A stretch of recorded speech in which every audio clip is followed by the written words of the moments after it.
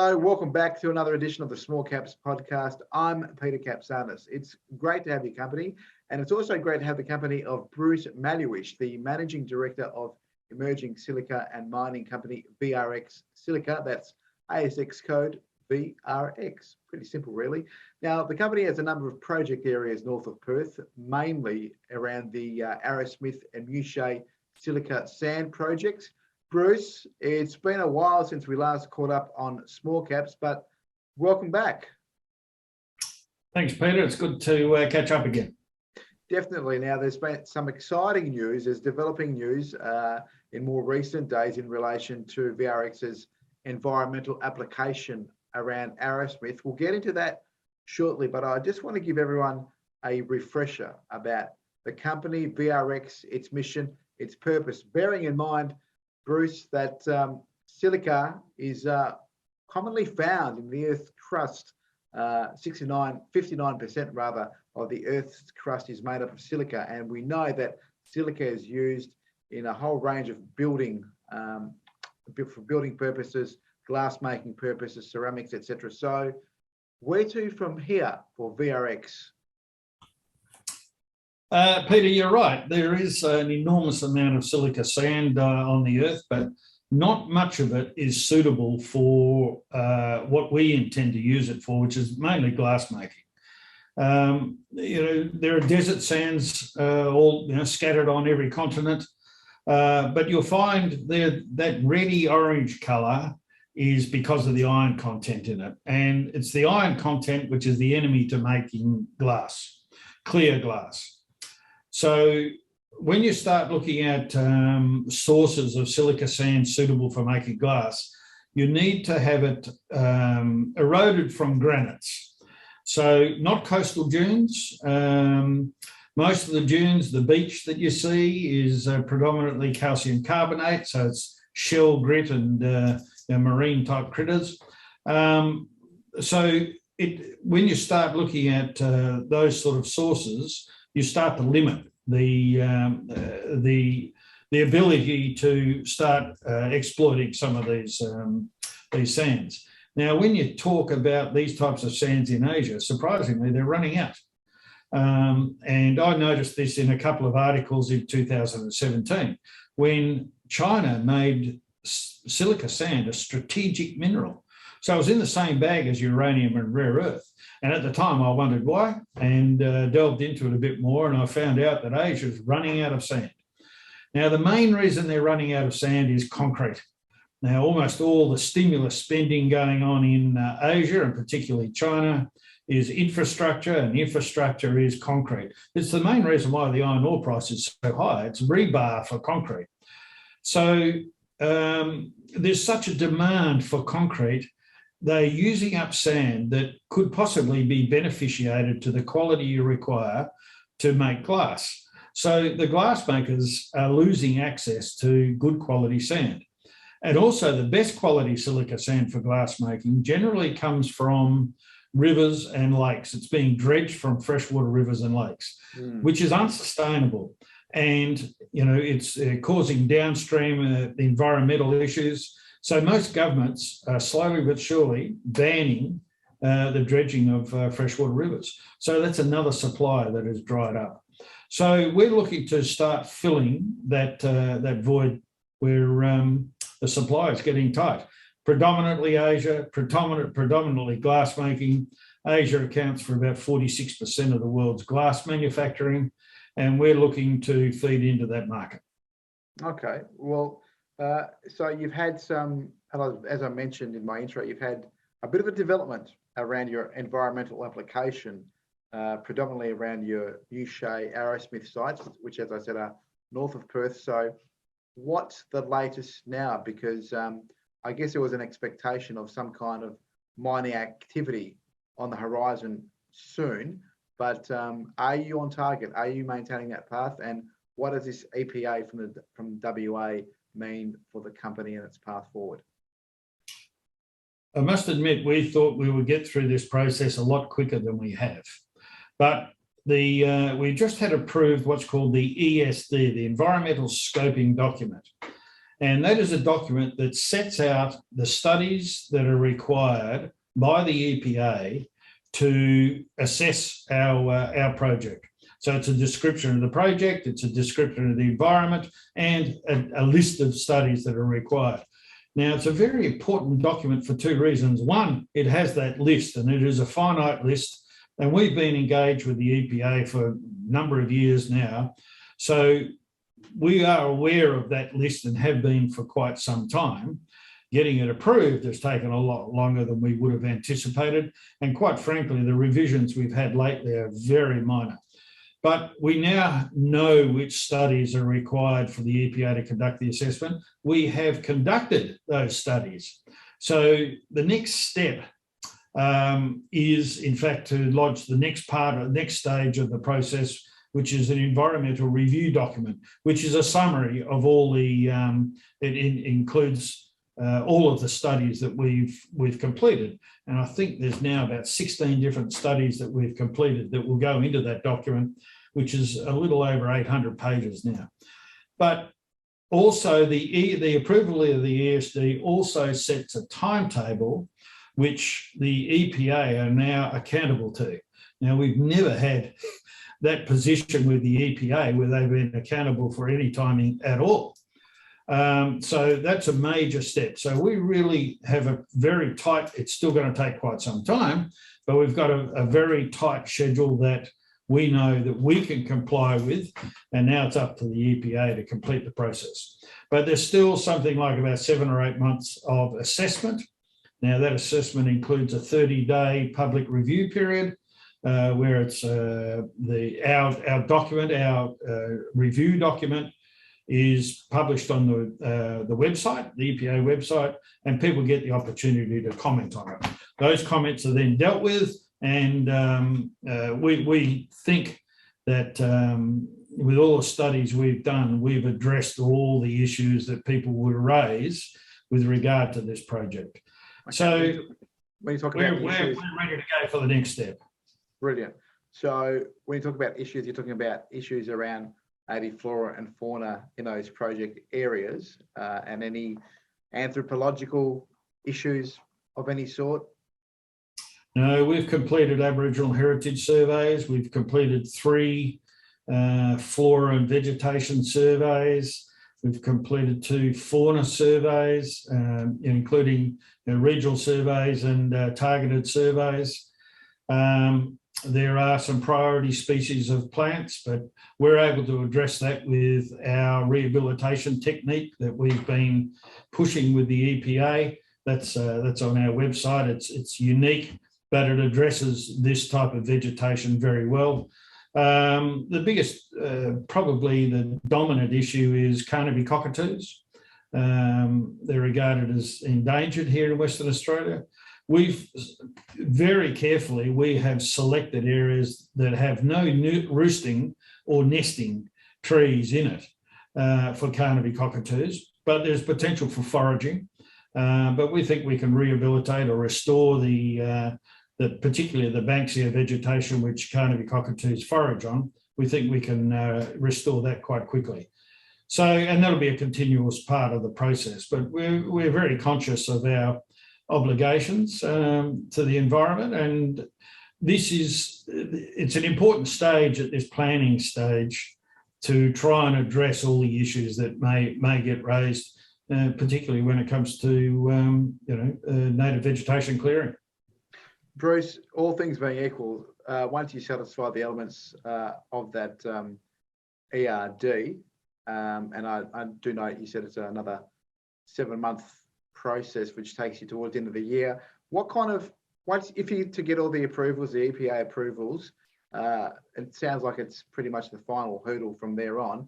What kind of resource potential are we talking about here at Arrowsmith, which is, I guess, your premier site? I know you're building plants and whatnot, and you've got a few other things bubbling along separate to what you're doing. But in terms of the job creation, the resource generation, the value, the economic value for the state, for the area, what's the potential here going forward? Because it sounds like there aren't several silica mines around Australia, and this certainly seems to be one that's going to put WA and Australia on the map. Oh, there's no doubt. I can see over the next few years that there will be a silica sand sector on the ASX. I think we're leading the pack as far as the resource goes. We've got over 1 billion tonnes, and these projects that we've got will last for over 100 years. And we're looking to try and promote further downstream processing into glass, fiberglass, fiber optic, light globes, neon tubes. You'll be amazed how many glass products are around and how many silica sand products are around. Everything from from your LCDs in your phone to the thin film on the front of your TV. They're all silica products. So we're leading the pack there, no doubt. We've expect to export about 2 million tonnes a year from each of our projects. Now, each of the projects produce subtly different products, and it's that subtle difference that determines which market it goes into. So our projects are not competing with each other. Surprisingly, you only move 20 kilometres down the road and it's a different type of sand. It's all been derived from, in this case, the Darling Scarp, which is granite. But as you move up and down the coast, it's a little bit different. Now, ours will go into different markets ultimately. Now we've got, Arrowsmith North is not super high grade, but it can go into the flat glass, automobile glass, container glass market, whereas Muchea, that can go into the ultra clear market. And the ultra clear market is dominated by solar panels, and that's growing at about 30% per year. So that's a market that we will get into. And we've got quite a bit of interest from overseas glass manufacturers to actually build glass manufacturing here in WA. There is no glass manufacturing in Western Australia. So everything we do here is new and adds jobs. Now, we don't use a huge number of people in the mining and processing of the sand. We're going to end up with between 25 and 35 people, but it's the downstream effects on it is where you'll start employing much greater numbers of people, and it's a new export market. WA exports sand at the moment, not in big quantities and certainly not the quantities we're looking at, but WA has an incredible reputation for exporting mineral products, and we've had a terrific reception through Korea, Japan, Taiwan, Malaysia, Philippines. They've all got quite substantial glass manufacturing industries, and of course there's China. There's no avoiding China. It's a huge dominant force. The top 10 manufacturers of solar panels in the world are all Chinese. So we've got an enormous amount of interest for the Muchea sand. Okay, so when you those countries that you mentioned, those Asian countries predominantly that you just mentioned, I'm assuming, it's not always right to assume, Bruce, but I'm assuming on this occasion that some of those countries, if not all, you're possibly arranging some offtake agreement with them. Yes, we've been in discussion with about 20 different companies. We recently signed an offtake agreement with a Korean company who wants to import foundry sand. We can produce a very high quality foundry sand out of Arrowsmith North. It's not a huge market, but we can fill that. And Korea has an enormous foundry industry. It's the largest in the world, particularly marine components. But the glass manufacturing industries are really struggling to get good, reliable supply. One of the critical issues is maintaining the same quality sand. You can't adjust glass manufacturing with the other additives they put in there if the dominant ingredient is silica sand. If that varies a bit, they don't have the opportunity to adjust it on the run. So they need regular quality. Now, we've completed the construction of a pilot plant where we can do bulk sampling, 2-3 tonne at a time, whereas all the prior work had been lab scaled 20-30 kilos. So we can now produce quite large samples that we can send to potential buyers. Now, they've all seen 1 or 5 kilos, and yes, they're very interested, but they want to see a bigger sample. So we're able to do that now, and we're in the process of sending out those large samples. So we expect to sign up offtake agreements, quite a number of them over the next 3 or 4 months.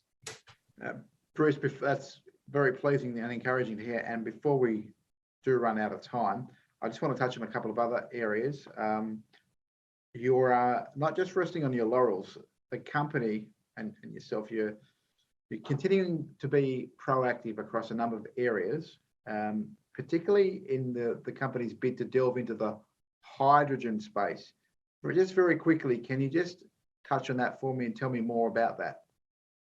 Well, fortunately, our projects, particularly Muchea and also at Arrowsmith, are in the middle of renewable power central.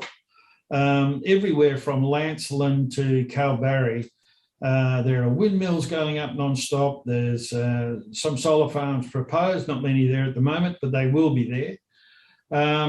Now, one of the opportunities for renewable power is less so providing power to us than producing hydrogen. Now, 80% of the cost of producing glass is energy. So if we can get clean and green energy out of hydrogen to fire up a glass plant, it's a huge advantage, and it gets far more credit than we could get with just using LNG.